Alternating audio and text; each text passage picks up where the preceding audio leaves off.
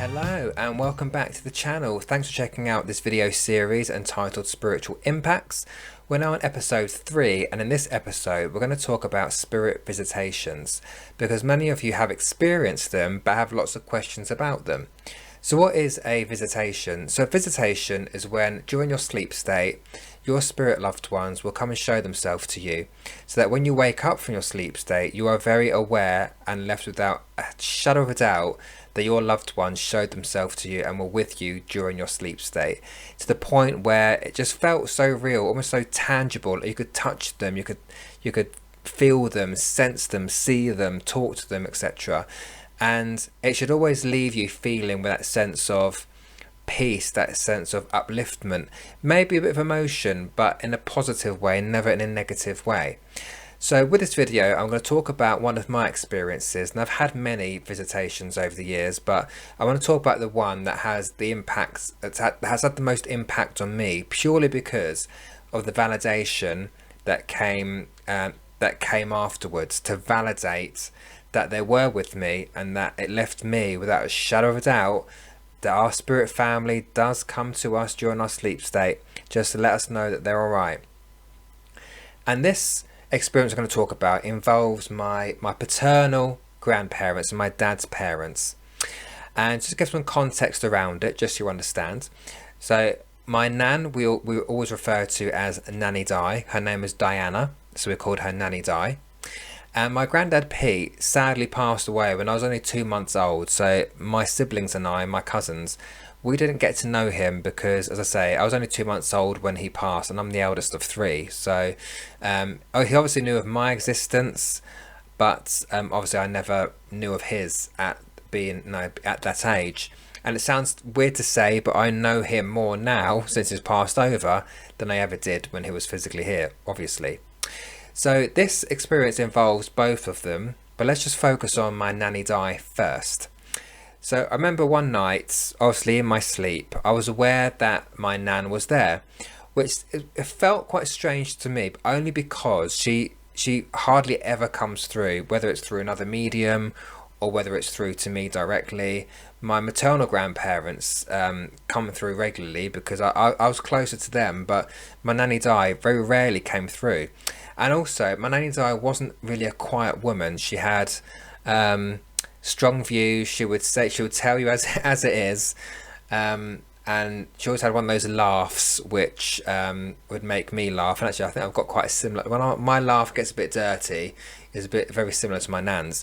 But when I saw her there, she was very quiet. She didn't say anything, and again, she never really comes through. So I remember them both being there. But at one point, I remember sitting up in bed, waking up, and I was a bit cockeyed and sort of a bit out of it. And I remember saying to her out loud, "Nanny Di, if that's you, I want to see your name tomorrow morning." What I meant by that, I don't know. It just came out my mouth, and I went back to sleep. So let's fast forward to the next morning.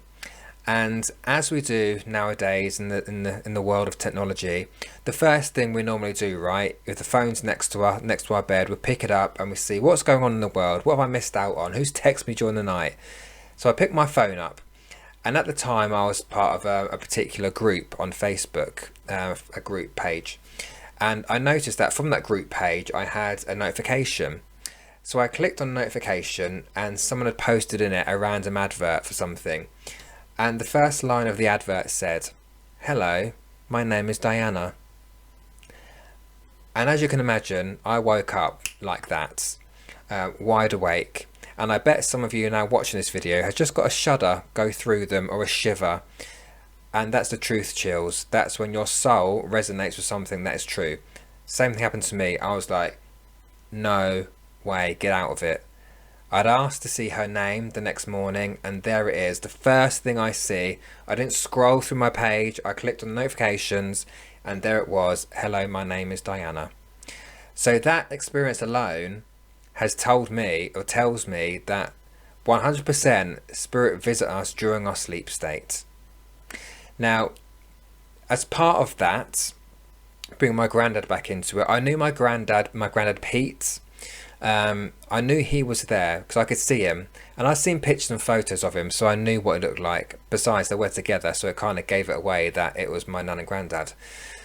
And all I remember in that from him is that he gave me a great big bear hug.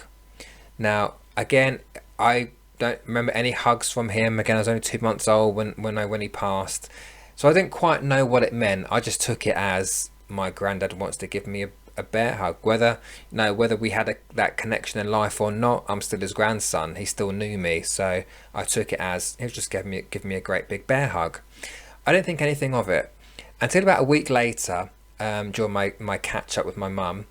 My mum explained to me that's exactly what he would do to her. So whenever my parents would, when they'd visit them on a Sunday afternoon or something, as they were leaving, before they'd walk out the door, my granddad would give my mum a great big bear hug, and that's what she remembers of him. I never knew that, so it's not like it was in my memory bank somewhere that I knew that, but it wasn't an ordinary hug. It was this great big bear hug that he would give. So again, that also validated for me that there's no way I knew that, but I saw it very vividly and I felt it very vividly during my sleep state. So I knew that shadow of a doubt that was my grandparents coming through to say hello, and also cemented to me again in the fact that spirit do come to visit us during our sleep state.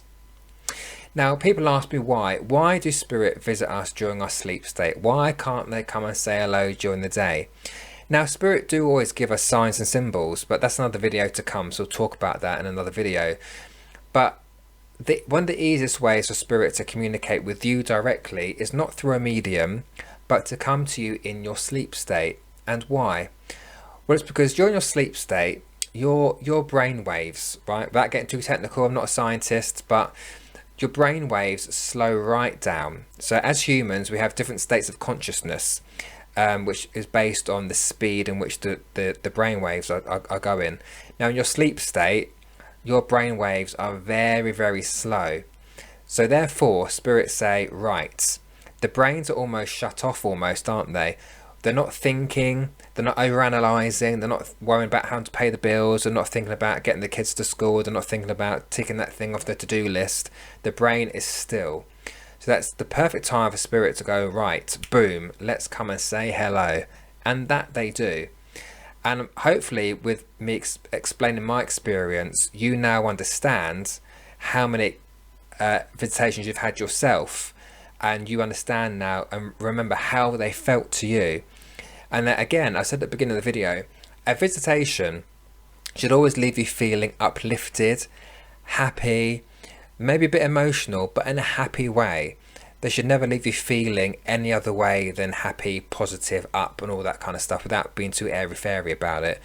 But it should never be a distressing experience.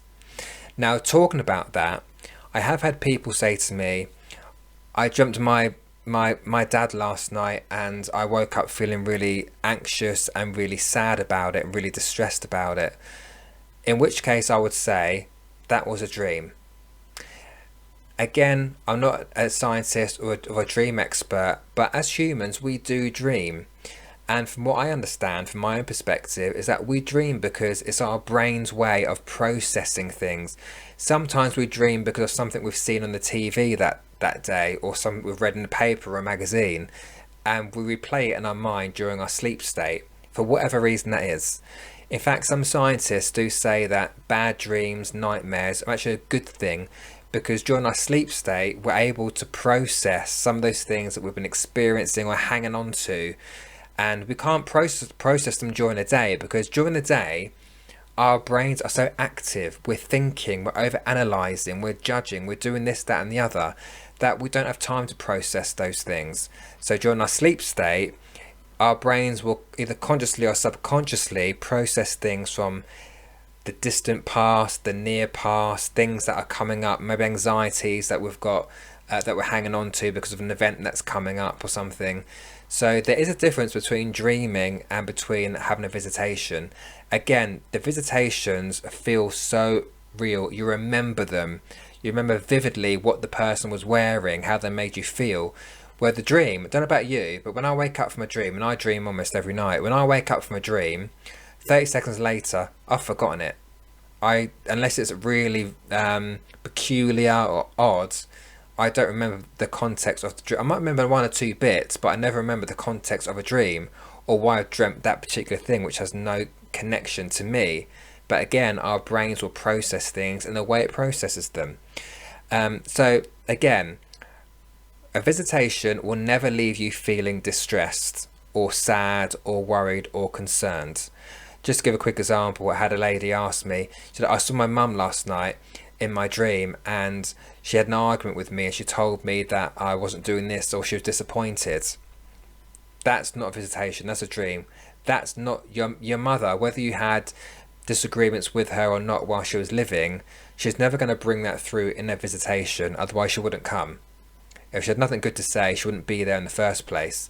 So again, it could just be that lady was still processing those issues that she had with her mum while she was still here. And that's normal, but that's your brain processing that. So I just want that to be clear for people watching this as well.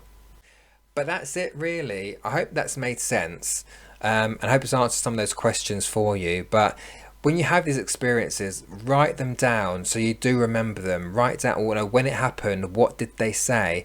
And actually on that note, there's not always a life-changing message. I think a lot of people ask me, and I saw them last night, but I can't remember the message. What was the message? Why did they come through? What they're trying to tell me? What they're trying to tell you is, they're okay. The fact they were with you in the first place, that is the message, that they're okay. I think people wind themselves up too much and get too caught up in the head of, what was the message? I need to hear the message. There isn't always a big message. The actual overarching message is, we're okay, we're still with you, we still have that connection. We need to stop looking too much into all the smaller details. There isn't always that life-changing, affirming thing they want to tell you. The fact is, they're there and they're okay. That is the message. So I'm going to wrap it up there. I hope you found the video interesting and useful and it's answered some of those questions about visitations. But another episode is coming up very shortly as well, so there's more videos to come. Please do like and subscribe to the channel if you are interested in what I'm talking about and want to see more. I very much appreciate it. But until then, take care of yourselves and I'll speak to you all very soon.